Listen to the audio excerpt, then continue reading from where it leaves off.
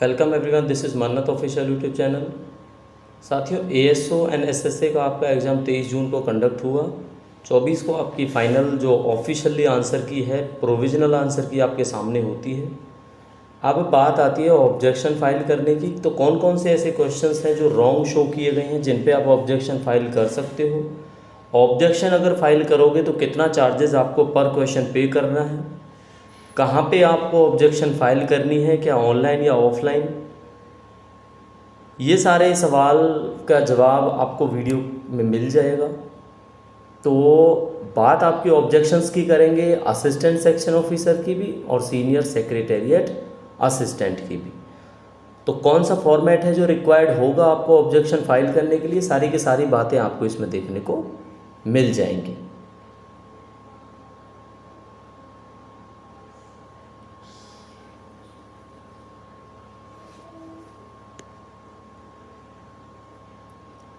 तो बच्चों, ऑब्जेक्शंस कौन कौन सी मिली हैं, किस तरह से फाइल करना है, वीडियो में बात करेंगे। ऑब्जेक्शंस जो फाउंड हुई हैं असिस्टेंट सेक्शन ऑफिसर में, हालांकि हार्डली किसी बच्चे का हमारे पास मैसेज आया है एएसओ के लिए।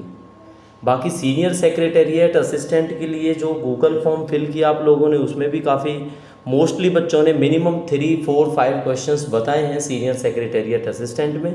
बाकी अभी तक एएसओ के लिए कोई भी ऑब्जेक्शन हमारे सामने नहीं आई है। तो एएसओ के लिए ऑब्जेक्शन मैं आपको बता देता हूँ, ठीक है बच्चों। एक क्वेश्चन आपके सामने था, which of the following allowances is propose to be raised by 25% once the DA rate reaches 50%। बच्चों, डीए की जो हमने क्लास ली है ना, 2 क्वेश्चन आपको देखने को मिले डीए के। तो डीए के दोनों क्वेश्चन हमारी क्लास से थे, ठीक है। एक ये था कि आपका डीए हो कितना चुका है 1 जनवरी से, तो वो 50% था। डायरेक्टली अभी जैसे ही टाइम मिलेगा आपको स्क्रीनशॉट शो करेंगे, बिकॉज आपके एग्ज़ाम के बाद से आउट स्टेशन होने की वजह से वीडियो बनाने में दिक्कत है, प्रॉब्लम है। तो इस वजह से वीडियो आ नहीं पा रही है, टाइम लग नहीं रहा। लेकिन फिर भी आपके लिए ये बताना ज़रूरी था, बिकॉज आपको जो फाइल करना है ना ऑब्जेक्शन, उसकी लास्ट डेट बच्चों 27 तारीख है। और आपको पता है आज 25 तारीख आपकी हो ही चुकी है। तो वीडियो बनाना इसलिए ज़रूरी हो जाता है कि ऑब्जेक्शन फाइल करने के लिए भी आपको टाइम चाहिए होगा, ठीक है।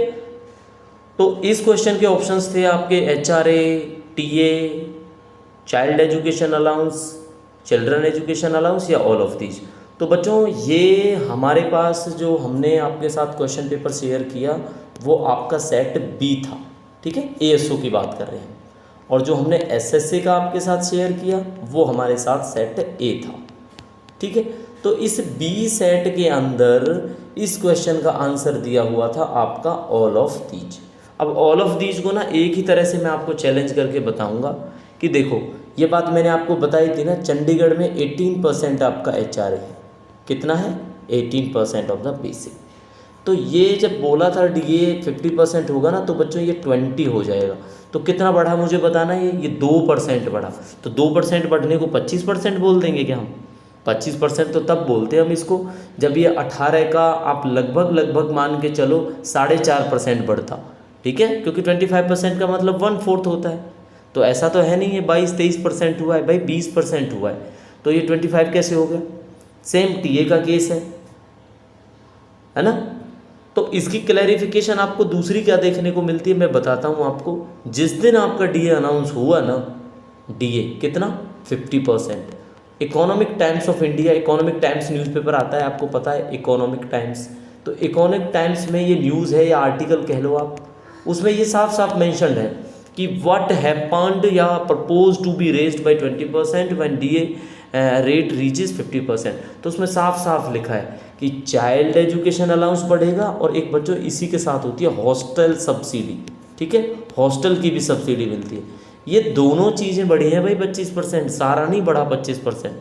तो इसलिए इसका आंसर सी होना चाहिए जो ऑब्जेक्शन है, ठीक है। तो आप इसको फाइल कर सकते हो।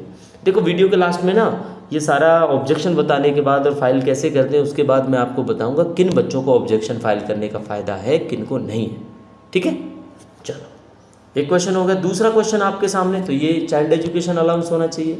अच्छा, दूसरा क्वेश्चन आपके सामने आ जाता है हिंदी का जो क्वेश्चन है। हिंदी का क्या क्वेश्चन था?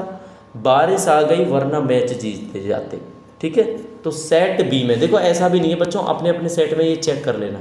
सेट बी में जो एएसओ का है ना आपका, उसमें इसका आंसर मेंशन है संयुक्त वाक्य। ठीक है, आप इसको चेक करना, कोई गलती अगर हमारी होती है तो आप कमेंट करके ज़रूर बताना हमें। ठीक है, तो संयुक्त वाक्य दिया गया है, तो ये कंपाउंड सेंटेंस बोला है इन्होंने, तो ये compound sentence, I think compound ही बोलते हैं इंग्लिश में इनको, है, देख लेना आप एक बार। तो ये कंपाउंड, ये संयुक्त वाक्य नहीं है, क्यों? क्योंकि ये कंडीशनल सेंटेंस है। कंडीशनल पता है ना आपको, कोई रीजन, जैसे कि बारिश आ गई वरना मैच जीत जाते, तो सिंपल सी बात है, मैच जीत जाते बट कंडीशन हुई ऐसी, या मैच हार जाते। तो ये मिश्र वाक्य होना चाहिए, आप भी इसको चेक करो। हमने जहाँ तक चेक किया है, पढ़ा है ना, ये मिश्र वाक्य ही है। ठीक है, तो एक बार इसको चेक कर लेना। तो मेरे हिसाब से या मन्नत ऑफिशियल यूट्यूब चैनल के हिसाब से 2 ऑब्जेक्शंस हैं जिनको आप फाइल कर सकते हो एएसओ के लिए। ठीक है, बाकी आपकी तरफ से आपको कोई लगता है तो आप विद प्रूफ मेंशन करना, ईमेल करना हमें mannatofficial14@gmail.com, ताकि हम आप सबको ना कंबाइंड मैसेज दे पाएँ, ताकि आप या तो मिलके फाइल करोगे तो अच्छा रहेगा। ठीक है, वो बताऊंगा मैं आपको कि मिलके आपने आंसर की क्यों फाइल करनी है ऑब्जेक्शंस। ठीक है, तो मिश्र वाक्य होना चाहिए था इसका। अब बात करेंगे सीनियर सेक्रेटेरिएट असिस्टेंट। तो बच्चों देखो, मैंने एक क्वेश्चन ये ज़रूर देखा है, ये ना जितनी भी मैंने क्लासेस आपको प्रोवाइड कराई हैं हमने यूट्यूब चैनल पे, और मॉक भी प्रोवाइड कराया है पेड ग्रुप में आपका प्लस मेंबर चैनल पे, बाद में मैराथन क्लास भी आपको कराई है। आप देखोगे ना, आपको बहुत बार दिखेगा ये क्वेश्चन, पीयूसी और एफआर की फुल फॉर्म। ठीक है, फ्रेश रिसीट करके बताया था, ये आपको पेपर अंडर कंसिडरेशन बताया था। ठीक है, पीयूसी, तो साफ साफ है ये तो आपका इनका गलत ही है। दूसरा क्या है, person celebrated his 4th birthday, तो आप ये क्वेश्चन देखोगे, कोई बर्थडे सेलिब्रेशन का रीजनिंग का आपका क्वेश्चन था, उस क्वेश्चन को देखोगे आप, वो गलत है। ठीक है, तीसरा क्वेश्चन आपका कोई डीआई का आ जाता है। अब बच्चों देखो, ऐसा है कि इसको हम देख सकते थे, ये कौन से क्वेश्चन है, ये हम आपको बता भी देंगे, ये आपको पिन करके बताएंगे ये।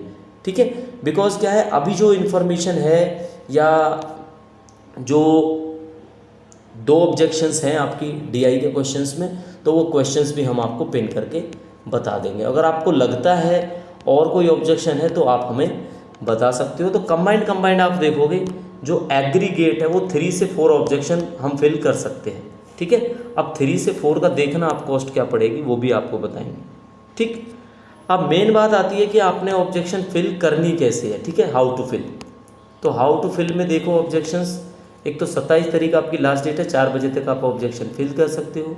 दूसरा क्या है, ऑब्जेक्शन फिल करने की डेट आपको पता लग गई है, ऑनलाइन ही ऑब्जेक्शन फिल करनी है। ऑनलाइन मतलब ये क्या है, एक ईमेल आईडी है। ठीक है, बिकॉज ये ईमेल आईडी है आपकी srd@naturchandigarh.ac.in। ठीक है, तो इस पे आपने मेल करना है। मेल क्या करना है बच्चों, फॉर्मेट को मेल करना है स्कैन करके, तो फॉर्मेट प्लस में फ़ीस। तो फॉर्मेट आपका एनेक्चर 1 अवेलेबल है। फ़ीस में आपको फ़ीस कितनी है वो भी बता देते हैं बच्चों। देखो 590 रुपये एक क्वेश्चन पे करना है अगर आपको, तो सोच लो एक बच्चे को अगर 3 ऑब्जेक्शंस लगानी पड़ी तो मिनिमम उनको 1800 के आसपास पे करना पड़ेगा। ठीक है, अब 2 तरीके हैं इसके, या तो बैंक में जाओ डिमांड ड्राफ्ट बनाओ, या नेटर में जाओ और कैश में वहाँ पे रिसीट कटा लो 590 रुपये पर क्वेश्चन के हिसाब से। फॉर्मेट आपने भर के लेके जाना है। ठीक है, कोई भी जो क्लैरिफिकेशन है स्कैंड कॉपी आपको मेल करनी है अगर आप ईमेल करते हो तो। क्लियर होगी ये बात। दूसरा आप देखो, मतलब फ़ीस के लिए आपको प्रोविज़न है कि आप नेटर में जाके भी कैश रिसीट निकाल सकते हो। ठीक है, पहला ऐसे नहीं होता था। तो डीडी अगर आप कटाओगे, अगर आप बाहर से हो चंडीगढ़ से, तो the director national institute of technical teachers training and research institute Chandigarh, payable eight Chandigarh. ठीक है, तो इस नाम पे आपने डीडी बनवाना है या फिर आपने कैश पे कर देना है इंस्टीट्यूट में जाकर। ठीक है, तो इंस्टीट्यूट में आप पता कर लेना एंट्री गेट पे कि आपको कैश काउंटर पे जाना है, तो कैश काउंटर का आपको पता लगेगा। आप 590 के हिसाब से पेमेंट करके, पेमेंट की स्कैन कॉपी एंड आपके फॉर्मेट की स्कैन कॉपी दोनों आपने मेल कर देनी है। कौन सी आईडी पे, ये srd@naturchandigarh। क्लियर हो गया ये बात। अच्छा, अब एक बात और करते हैं जो इम्पोर्टेंट है कि किसको ऑब्जेक्शन फाइल करनी चाहिए, किसको नहीं करनी चाहिए। ठीक है, किसको, तो देखो हम आपको कट ऑफ की प्रेडिक्शन के बारे में भी बताएंगे। अभी हमारे पास जो गूगल फॉर्म के थ्रू आंसर्स आए हैं वो करीब करीब मैं आपको बताता हूँ 80 बच्चों का ASO का आया है और अराउंड 40 बच्चों का SSC का है। तो बच्चे इतना फॉर्म को फिल इसलिए नहीं कर रहे हैं मेरे हिसाब से कि उनको लगता है काफ़ी क्वेश्चंस गलत हैं, तो इस वजह ये भी हो सकती है। बाकी कट ऑफ की अलग से बात करेंगे किसी वीडियो में। बाकी इसमें मेनली पर्पज़ जो आपका है कि ऑब्जेक्शन फाइल करनी है। अब सोचो एक बच्चे के लिए 1800 रुपये पे करना मुश्किल होगा, तो इसके लिए मैं आपको सजेस्ट करूँगा आप लोग क्या कर सकते हो, आप लोग आपस में कांटेक्ट कर सकते हो, ठीक है, कंबाइंड तरीके से अगर आपने फिल करनी है तो। फिल किसको करनी है, ASO पोस्ट का मैं आपको बता देता हूँ या SSC पोस्ट का कोई भी है, लगभग जिसके 55 से अबव मार्क्स है, ठीक है बच्चों। 55 से कम मार्क्स वाले को मुझे नहीं लगता कोई फ़ायदा होगा, ठीक है। 55 से मिनिमम मैं आपको बता रहा हूँ, ठीक है। 60 प्लस, मान लो आपके मार्क्स अब 65 बन रहे हैं ASO एग्ज़ाम में, तो 65 के बाद 3 क्वेश्चन पे आपने 2 क्वेश्चन पे ऑब्जेक्शन लगानी तो आप लगाओ। लेकिन अगर ASO में आपके मार्क्स बनते हैं 52, 53 तो आपको लगाने का फ़ायदा नहीं होगा इसमें, ठीक है। सेम ऐसे ही SSC का है, तो अराउंड 60% मार्क्स आपको चाहिए तो आप ऑब्जेक्शन फाइल कर सकते हो। जो ऑब्जेक्शन आप फाइल करोगे उसका जो फाइनल आंसर की आएगी उसमें जो चेंजेस होंगे वो सब के लिए एप्लीकेबल होंगे, ठीक है। तो आपने देखना है आपने कलेक्टिवली करना है बच्चों या इंडिविजुअली करना है, ठीक है। कलेक्टिवली करना है तो आप ग्रुप में जाके इंडिविजुअली कोई बच्चा जो है वो मुझे मैसेज करे, मैं उसको पब्लिकली मैसेज करूँगा, तो आप मिल के भी कर सकते हो, ठीक है। बट ये आप लोग ही डिसाइड करोगे बिकॉज ये बड़ा मुश्किल होता है एक कम्युनिटी में मिल के सबने ऑब्जेक्शन फाइल करना। तो बच्चों आपके फॉर्मेट की बात करेंगे, जो आपका एनेक्चर है, ठीक है, उसमें आपने भरना क्या क्या है। तो साफ साफ लिखा होगा annexure 1 written test for non teaching post, format for seeking clarification pertaining to provisional answer key, ठीक है। साथ के साथ क्या लिखे होगा, हर एक क्वेश्चन के लिए आपने अलग से ये एनेक्चर यूज़ करना है, ठीक है। जैसे 3 क्वेश्चन है तो 3 प्रिंट निकालने हैं एनेक्चर 1 के। पेमेंट का एक ही रहेगा, ठीक है, पेमेंट का आपका पता एक ही रहेगा क्योंकि वो टोटल अमाउंट का होगा। तो आपने नेम ऑफ द पोस्ट का मेंशन करना है, अपना नाम बताना है, रजिस्ट्रेशन आईडी बतानी है, आपने अपना रोल नंबर बताना है, ठीक है। रोल नंबर के बाद आपने जो बुकलेट है अपनी बुकलेट का नाम लिखना है, ABCD में से कौन सी है, क्वेश्चन नंबर कौन सा है, आंसर की पब्लिश हुई वो कोड B था, जैसे आप बता रहे हो A होना चाहिए। तो क्लैरिफिकेशन ऑब्जेक्शन क्या है आपकी, रीजंस क्या हैं कि ये गलत है, कोई बुक का, डॉक्यूमेंट का या पेज नंबर का उसकी कॉपी भी लगा सकते हो आप, ठीक है। या कोई आपको लिंक मिलता है गूगल का उसके प्रिंट आउट आप शो कर सकते हो, दिखा सकते हो, ठीक है। नीचे पेमेंट की डिटेल्स आपने शो करनी है, DD कराया तो DD का नंबर, कैश कराया तो कैश का नंबर, अमाउंट कितना है, डेट क्या है, साइन कितनी। सिंपल फॉर्मेट है, कोई भी बच्चा फिल कर लेगा इजीली। फॉर्मेट आपको टेलीग्राम चैनल पे हम अवेलेबल करा देंगे, केवल फॉर्मेट, ठीक है। तो अब सवाल आपका यही है कि ऑब्जेक्शंस फिल करनी है तो किस तरह से करनी है, मैंने आपको तरीका बता दिया है बच्चों। कट ऑफ की बात आपकी नेक्स्ट वीडियो में करेंगे। बाकी जो बच्चे क्लर्क के लिए वेट कर रहे हैं, प्रिपरेशन कर रहे हैं, आपका women and child development department Chandigarh administration, क्योंकि उनका एग्ज़ाम भी 30 जून को है, ठीक है।